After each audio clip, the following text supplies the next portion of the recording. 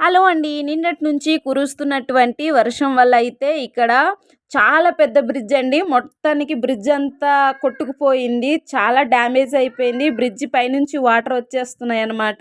ఇది యాక్చువల్లీ నేను ఆఫీస్‌కెళ్ళే బ్రిడ్జ్ అండి. రేపు నేను ఆఫీస్‌కి ఎలా వెళ్ళాలో నాకైతే అర్థం కావటం లేదు. ఈయన ఏంటంటే పక్కూరు ఆయనండి. ఏదోలాగా ఇంటికెళ్ళిపోవాలని బైక్ నుంచి ఆ వాటర్ పైనుంచి వెళ్ళడానికి ట్రై చేశాడు. చాలామంది వెళ్ళొద్దని చెప్పినా ట్రై చేశాడు. కానీ ఆయనే అండ్ బైకు మొత్తానికి అక్కడ స్టక్ అయిపోయారు. స్టక్ అయిపోయి ఆ వరద నీళ్ళలో బైక్ అండ్ ఈయన కొట్టుకుపోయారనమాట. బైక్ అయితే ఇక్కడే మాయమైపోయింది.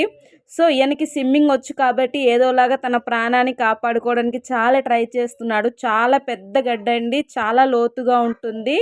అండ్ ఇది 3 మండలాలకి కనెక్టెడ్ అయి ఉంటదనమాట. సో 3 మండలాల నుంచి వస్తూ ఉంటదనమాట. చిన్న చిన్న వాగులు కలిసి చాలా పెద్దదైతది. అండ్ చాలా వెడల్పు అండ్ చాలా లోతు ఉంటది. ఈయనకి స్విమ్మింగ్ వచ్చు కాబట్టి ఏదోలాగా స్విమ్మింగ్‌లోని ఈయనైతే వచ్చేస్తున్నారు. సో ఈయన్ని ఈ విధంగా కాపాడారనమాట. అందుకే ఏజెన్సీ ఏరియాలో వర్షం వచ్చినప్పుడు చాలా అప్రమత్తంగా ఉండాలండి. ఓవర్ కాన్ఫిడెంట్ ఉండకూడదు. ఎందుకంటే ఓవర్ కాన్ఫిడెంట్‌తో మనం దిగామనుకో ఏదోలాగా వరదల్లో కొట్టుకుపోతామనమాట. సో ఇది ఫర్ ఎగ్జాంపుల్ ఇలాగ చాలా జరిగాయి. ఈ గడ్డ చాలా మందిని ఎత్తుకు వెళ్ళిపోయిందనమాట. చాలామంది ప్రాణాలు తీసేసింది. సో అందుకే చాలా జాగ్రత్తగా ఉండాలండి. సో ఈయనైతే లక్కీగా ఈ విధంగా బయటపడ్డాడు.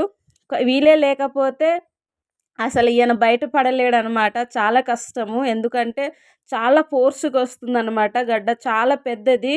సో అందుకే చాలా జాగ్రత్తగా వర్షాకాలంలో గడ్డలు క్రాస్ చేసినప్పుడు చాలా జాగ్రత్త పడాలన్నమాట. ఓవర్ కాన్ఫిడెంట్‌తో మనం వెళ్ళిపోయినట్లయితే బైకు గానీ, మనుషులు గానీ ఎత్తుకుపోతాయన్నమాట. బైకే ఎత్తుకుపోయిందంటే మనుషులెంత చెప్పండి. Thank you for watching.